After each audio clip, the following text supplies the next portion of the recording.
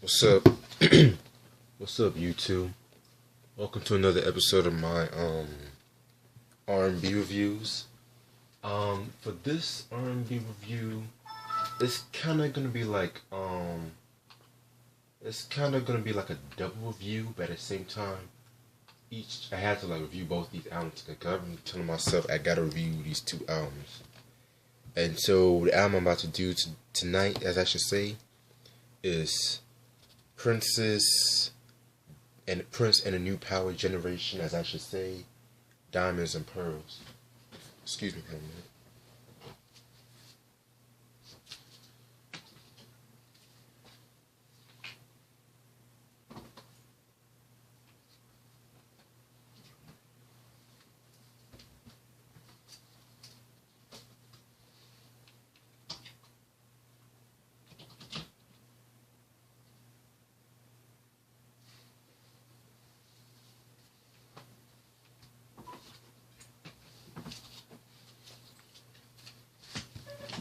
Alright, I'm back. Yeah, I already reviewed Prince's Sign of the Times album. I believe I reviewed that album, if I'm not mistaken, sometime in, I think last year I reviewed that album. I gave it a positive review. A lot of people have said that that's actually his best album, and I have to say that is probably his best album because he went in on the album, in my opinion. Okay, so if you want to know about him before Sign of the Times, like go back and watch that review, the Sign of the Times review. So I'm gonna pick out where I left off, like after. So, okay, so he dropped Sign of the Times. It was a very good album, critically praised. A lot of people say it was like the best album of the year. He went on this like big tour around 1987, but he suffered like a commercial decline in the late 80s, because if you guys noticed that the late 80s, that's when hip hop was on the rise, well, hip hop was getting into like this like commercial peak. We had people like NWA, Run DMC, Eric B. Rakim, the list goes on and on and on. And so like R&B, I think like a lot of R&B cats, they were like a lot of R&B like singers were kind of like some of them was losing commercial appeal to them. You know what I'm saying? Some of them, but it was still like a dominant force in music. But at the same time, like when there's like a new form of music, everyone wants to get in on it. That's why. And so 1987, Prince wanted to cash in on hip hop, and so excuse me. That's when the Black Album was supposed to come out in 1987. And he was supposed to get into hip hop, but at the same time, legend has it that he suffered like a bad ecstasy trip, and he kind of said that the Black Album was too evil for him, and so the Black Album was finished, but he scrapped that. He didn't listen until like 1994, he didn't release in 1994, and I'm gonna get into the whole story if I talk about either the Black Album or the Gold Experience. But yeah, I'm gonna get into all that. That's like the Black Album is like a long ass story. But other than that, where was I? Yeah, so he scrapped the Black Album and he recorded Love Sexy for about like, I think he took him about eight weeks to record Love Sexy. And that album came out in 1988. And that album is notorious for like Prince. He's like butt naked, and I think he was on some like horse or some stuff like that. Like that album kind of like a lot of flack due to that cover, but like most diehard Prince fans love that album. Like it was like a very like new style. It had like a R&B gospel kind of thing going on. Me personally, I kind of thought the album was okay when I first heard it, but I might re-listen to it again probably soon. I might probably do a review on it. But from when I first heard it, it was kind of okay. It wasn't really, But what else? And fast forward to 1989, the 1989 movie Batman came out, and I think Warner Brothers wanted Prince to record a soundtrack for that album, and that soundtrack was a very big hit for Prince. It had songs like Scandalous. I think Party Man was on that song. Yeah, so that was a very good album. I haven't really heard the album in whole. I heard bits and pieces of it, and it was very. I liked what I heard. Now fast forward to 1990, he dropped his I believe it was his fourth movie, I believe, Graffiti Bridge, which was like a sequel to Purple Rain. And I have not seen the movie, but from what the critics and fans, they didn't like Graffiti Bridge. They thought it was too out there. Like, no, I don't know. Like, I haven't really seen the movie, so I'm not really gonna judge an opinion on it. If I see the movie, if I see like on Putlocker or somewhere, then I might do like a movie review on it. But other than that, yeah, critics hated that movie. And so that same year, he dropped the soundtrack, the Graffiti Bridge soundtrack, which I kind of feel like, due to the critics' disapproval of the movie, the soundtrack kind of got swept under the rug. Because the soundtrack, it still has some dope-ass songs, though, like Thieves of the Temple, and, you know, it had songs from, like, believe it or not, that was actually Tevin Campbell's, the album kind of served as Tevin Campbell's, like, first appearance on Wax. And for all you guys who know about Tevin Campbell, he's, like, the singer 90s, known for songs like I'm Ready, Can We Talk, Tell Me What You Want Me to Do. Yeah, that Tevin Campbell. And so, and also, the album is also essential because of the fact that the New Power Generation, that was actually their first appearance on Wax. But they were uncredited on that album. And so, that next year, between that album and that next year, they were recording the Diamonds and Pearls album in 1991. That's when Diamonds and Pearls came out. Alright, now the people in the new... Oh yeah, I forgot, this album, of course, is produced entirely by Prince. The label is Paisley Park under Warner Brothers. Now, for those people who want to know who's exactly in the New Power Generation, it is Michael Bland on drums, Levi Caesar Jr. on guitar, Rosie Gaines keyboards and backing vocals. Rosie Gaines, that's my hands down very, very underrated vocalist right there. Like, I'm gonna get into Rosie Gaines later on in this album. Tony M, lead raps and dancing. I'm not really a big Tony M fan. Kirk Johnson, percussion and dancing. And Damon Dixon on dancing. Along with Tommy Barbarella,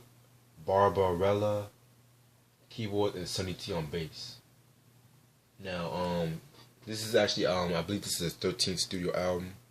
And one thing about the Diamonds and Pearls album, it kinda, believe it or not, this is like my first Prince album I actually listened to. I listened to this album, I think 2009.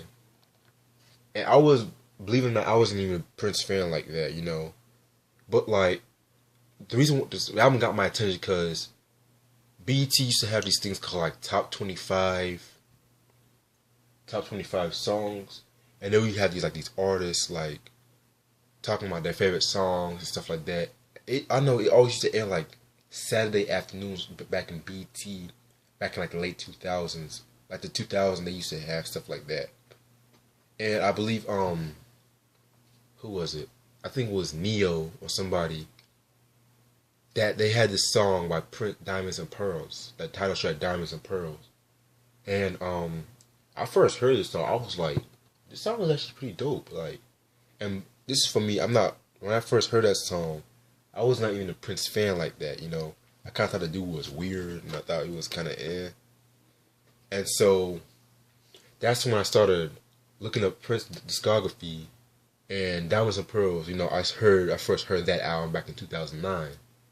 And fast forward to about 6 years later, it still remains like an essential part of my Prince, like reason why I like Prince though. Currently, I do not have the album.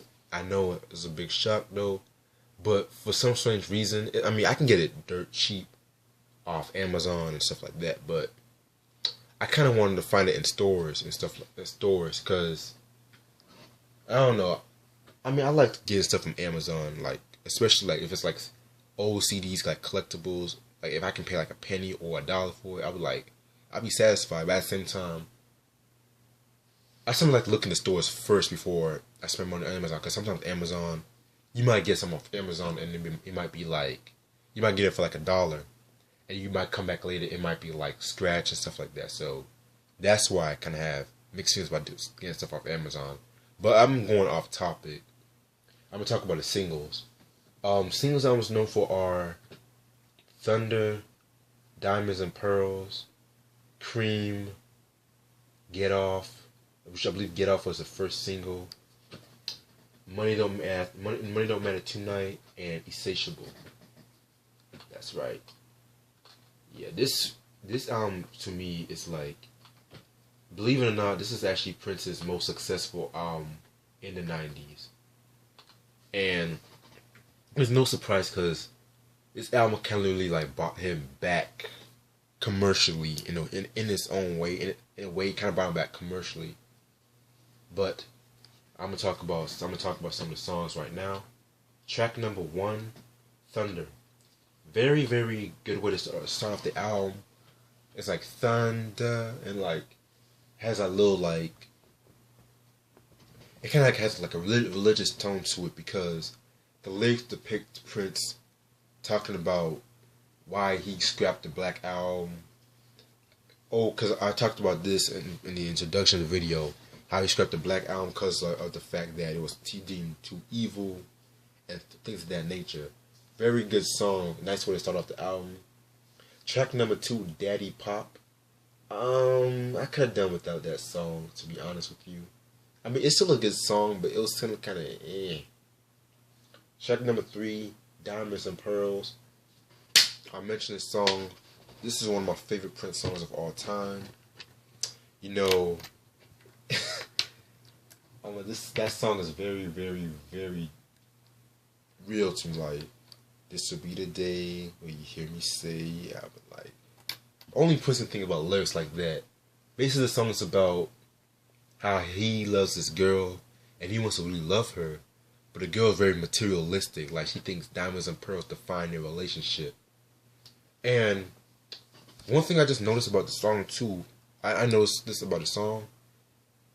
The line kind of echoes like this one Prince song from back in his 1999 album International Lover, where it's like, I'll buy you diamonds and girls only if you're a good girl. And he switched up, it's like diamonds and pearls, whether you be a boy or a girl. And like, yeah, so he kind of like reused that lyric, but made it still fit the song too. What else was the song? Rosie Gaines. Whew. I mean, whenever she and Prince sing that song, it's always dope. Like, when they sing it live, like, dope as hell too. And she just kills it. Like, I'm surprised she's not like a bigger artist today, because I feel like, you know, because she left the New Power generation after this album. I'm going to get into that once I review the Love Symbol album. Other than that, very, very dope song. One of my favorite Prince songs. Next song is Cream. Like, this is a very notorious song for Prince, you know. Oh yeah, by the way, I love the video for Diamonds and Pearls too, where it has some like beginning where he's running away from these reporters and stuff like that. But anyway, back to Cream. I love this song Cream. Like, had like a poppy like R&B feel to it, and he actually wrote that song in front of a mirror, and it's kind of like a sex song, like Cream, get on top, Cream, don't you stop, you know.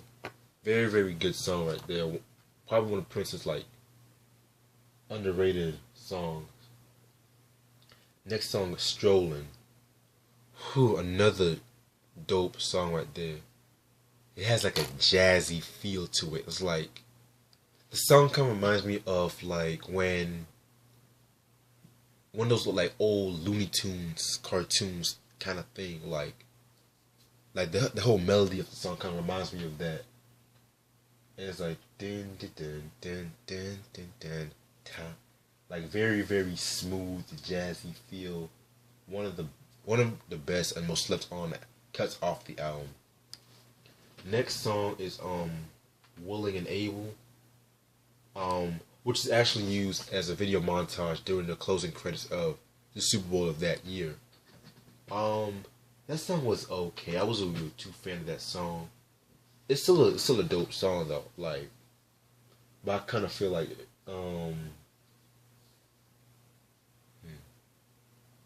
I mean, it's still a good song, but it's not like one of my favorites from that album. Next song, Get Off. Get Off was a very raunchy ass song. That's actually the single that really brought Prince back commercially after like Graffiti Bridge. Very good song right there. And he's like going out. He's going in. Like, I love the chemistry with the New Power Generation on that song.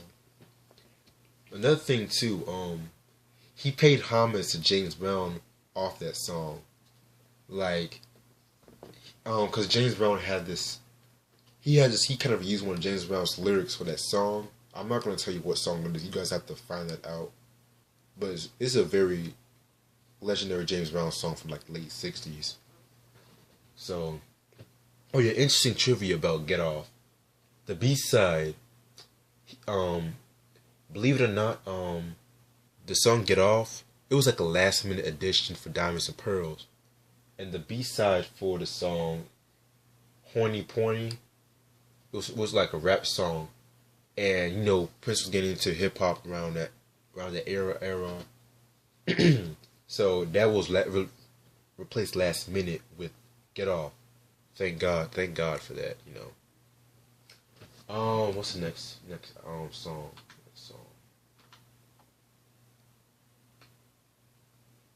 Walk Don't Walk.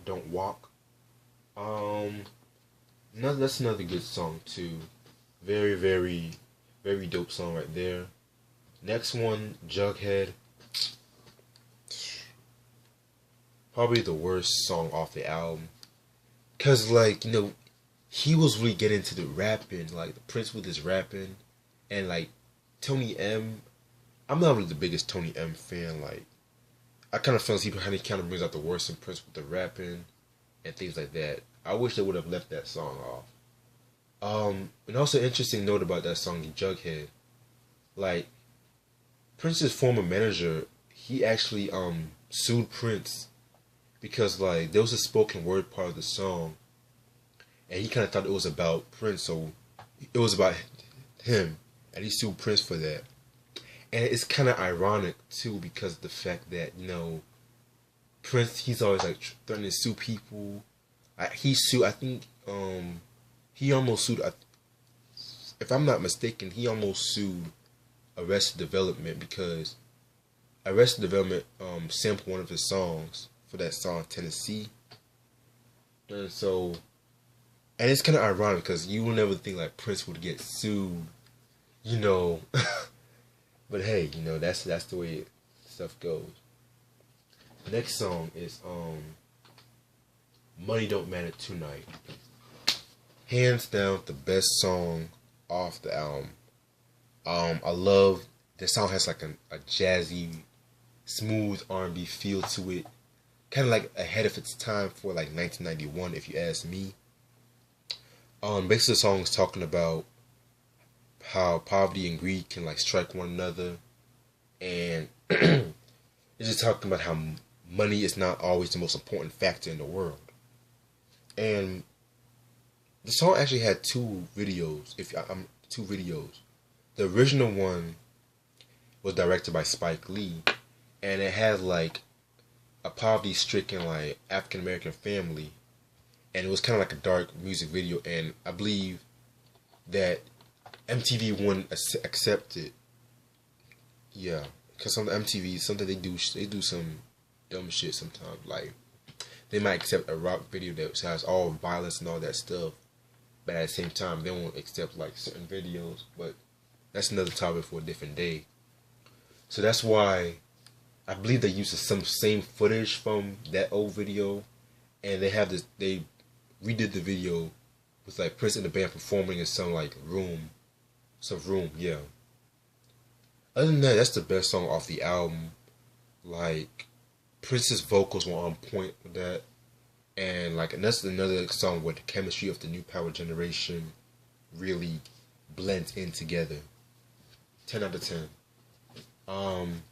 Next song. What's the next song? Push.